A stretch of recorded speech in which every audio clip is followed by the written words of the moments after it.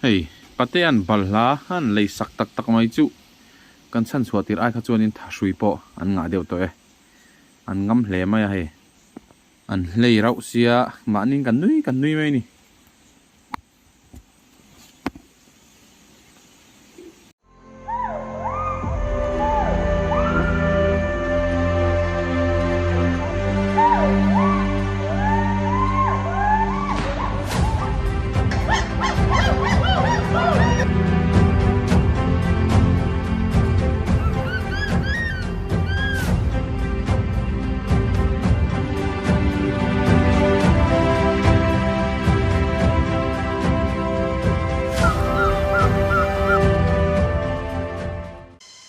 Mizoram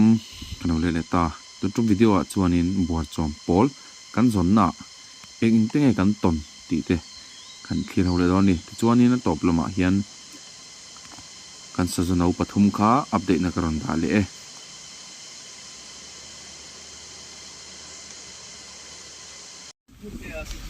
quarry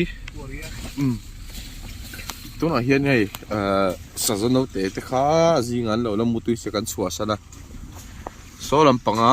Buarchawm pawl kalak na lama khanin kan la fe theida lo mo tin hei pama fel le phailam mi thir pan on kalla chuak phaidon ni lak le kan chak kho pakai ma po hianin ka thleng phei ve le trep hei ka dream camera ania ka 8mm mai Nikon P950 ania ka man la hi P1000 khan P900 khan ya ka wani khop mai mi tha du te ka tonga P900 kha mi tha du ka tonga P900 kha ya cheng sing khat sanga chewin ka nei theya chun hei 950 ka OM mai ania hi singruk vel che ni ka ria man hi P900 a hin a lian shata hetiang hi nei boka omna mi he ai te poi lian ta a viewfinder ai len lei le to ni mo chuan hei P900 khan ta a hei so ta sa ter te a ta so kum upalam pang tan chuan ena she em a ti chuanin P950 zo ki en vele ta ina hei chu so a chung son bi la a lian thata lut to ni to a munuam lu to ni zan hei mun thima phei chon engwang em ni le te han ti chang ka nei thin mo ka hriat reng po mi viewfinder in len hlei lu to khini ta I tom la mai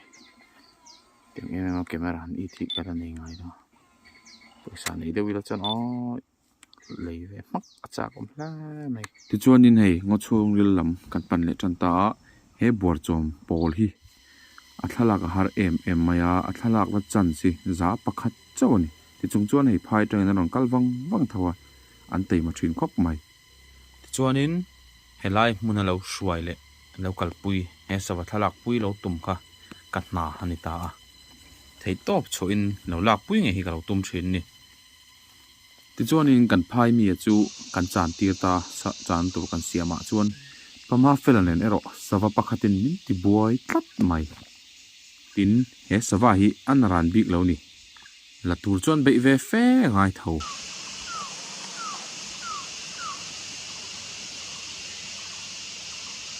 atrit zia chilo en maro thok ti te ungar ngar khan nei thimangam lo lu to ka camera hi ei kan lak lai ta hianin dar thum dar li chhon to a nuai chu a thim em to mai ni khwa lo dur ve bok nen mai ro chu a to pa chuan a ro in la tha ve du tan ta aba nal ngai fele aba nal ngai fele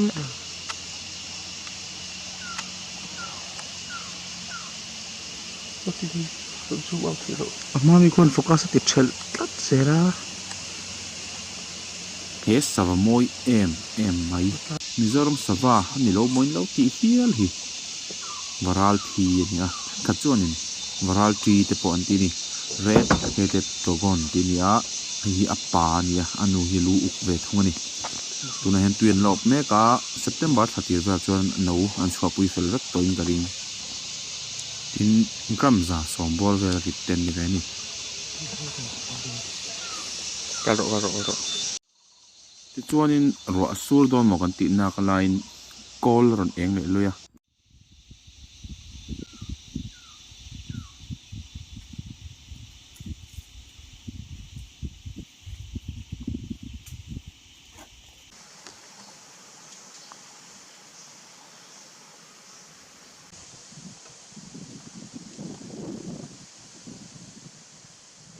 squirrel ni kapsen aka sai lar mai dam lo mun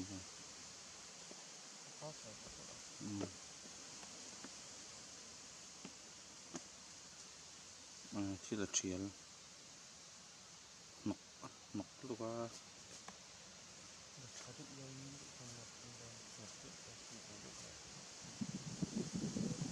ai ya tu ngah tu ka ama tu stable hai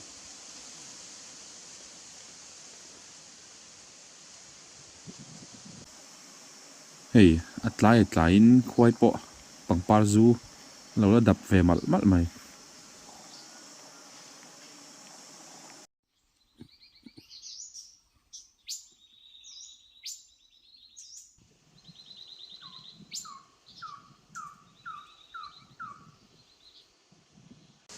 chuanin hei hetiang ra te hi aming hria kha chuan comment lama khan lo sei le tliar ula ani na taka chuan ka hre bik mi alo ni ole thei ti chuan le kan sava thalak tum chu kan hlo tlinga Buarchawm pawl chu kan la tange maya amara chu ala tupa hianin ala release phal lawa tin ama hi phailam mi ani wangin le a thian te kha aron kal tur kha hril bik mi alawa rukin aron kalani chu an khuwa thlen thlak mai na thian ten an hriang ti lo wang khanin kan la release ri don lo ni chuan sajolama kan kal ve to ang tuna hianin zandar ko le tin to tro pate hian hei a phone call don me ka sazo ei tur om to si lawa sazo ei tur balha nei tur boin kan la boin ni hi kho chung vela balha le thing fang ma nei anom ngi amlo ti kan zot call don ni hei pama fela kalo lo mo tia sailam boss sailam mi no thleng zo em tu ha lulia na ki hei tuna dar hi kole chan very trap pa kan phone koala pala om lok maya alom om hle mai kalo ji pe yang mi pe kan man pe kan in chu ni zan in chu an in pahni na kan ho chawa he hi lai hi an in pahni na nia an in pahni na tur pu lai pu hong pate ho an nim chu an hle sale joela anon zan kalan ni po he an no te thar ten non en vele ni hi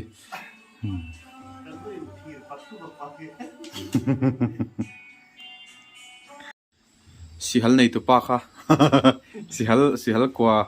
kan lak na thalak na khamo hai uki ma hilo pheya ei lam khong ran ken sakha hei te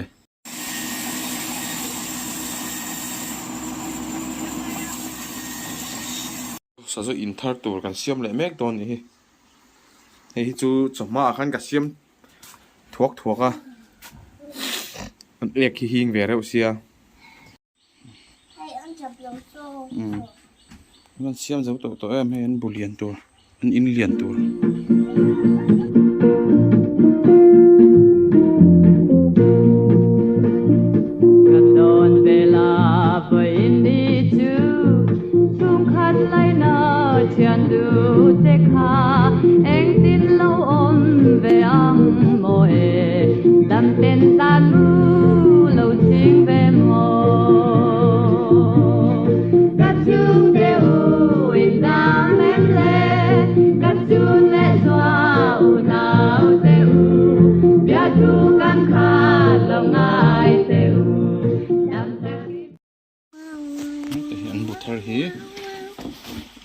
แต่เห็นเนี่ยซอ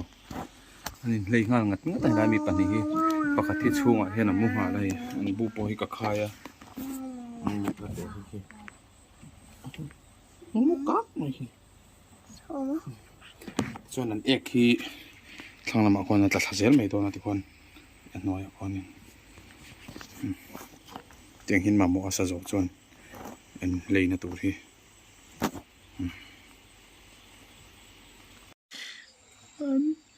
อันเลยนี่อ๋อสอเลยตะกันนี่เลยตะ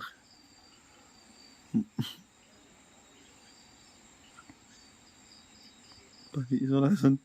เอสราอินฟิมน่าสันบ่โอเดเลยเร็วตะกันนี่อ๋อสอนปะนี่เลยครบไหม